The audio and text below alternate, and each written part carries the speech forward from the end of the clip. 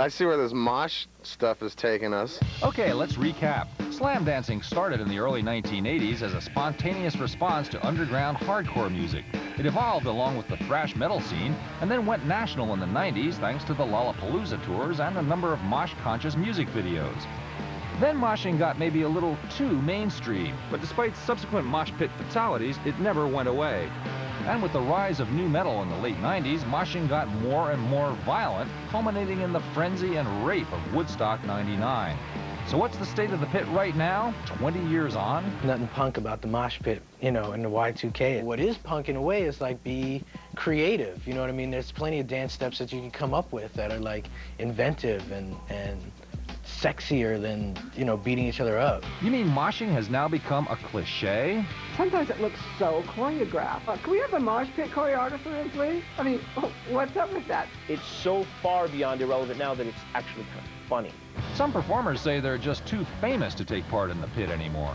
Back in the day, it was cool because I could just go in anonymous person and just go rock out, you know. Now it's like I can't really pit, like, because I'm, like, if I go down in the crowd like at shows, I'll try to go down in the crowd and get in, you know, with the folks and just be like, boom, on Kobe, and I'm like, whoa.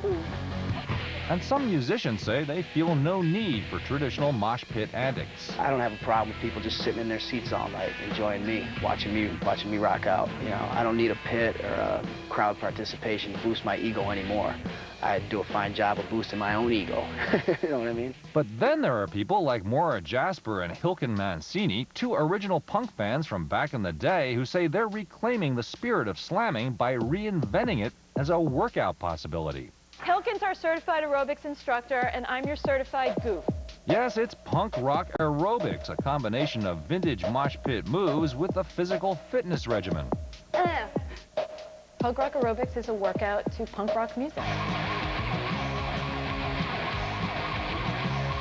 We've made up some of the moves, and some are based on stuff that is really derivative of what you would expect to be like punk rock motion. We do things that basically you would see in rock clubs. We have like our simulated mosh pit.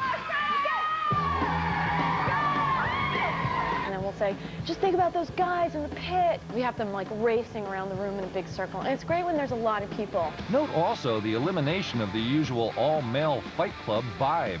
We do air guitar. Our air guitar is like anybody else's air guitar. But everybody's air guitar is different. We have these things set up in a way that we can yell out, skank.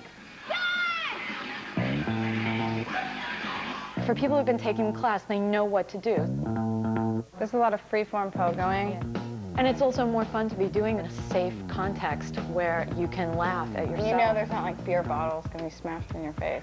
And scary guys. We don't do stage dives, that's the one thing. We will talk about it. If we get a bigger class, we can. Punk rock aerobics may be the ideal place for those who, shall we say, outgrown the pit. I decided to give it a break for a while. For me, you know, I can't afford to jam a finger or, you know, break something or worse. I went into the pit recently for like 5 minutes, and I was so tired. We're too big for that now.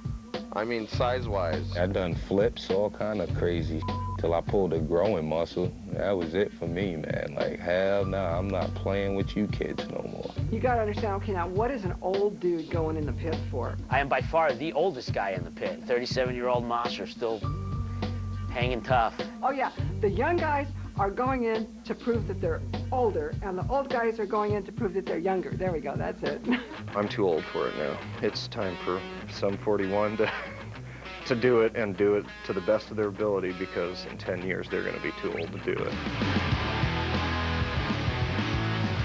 When I was younger, I thought it was really cool. Yeah. Like, I wouldn't go in a pit now. I'm too, you know, I'm too lazy now. I'd be all like...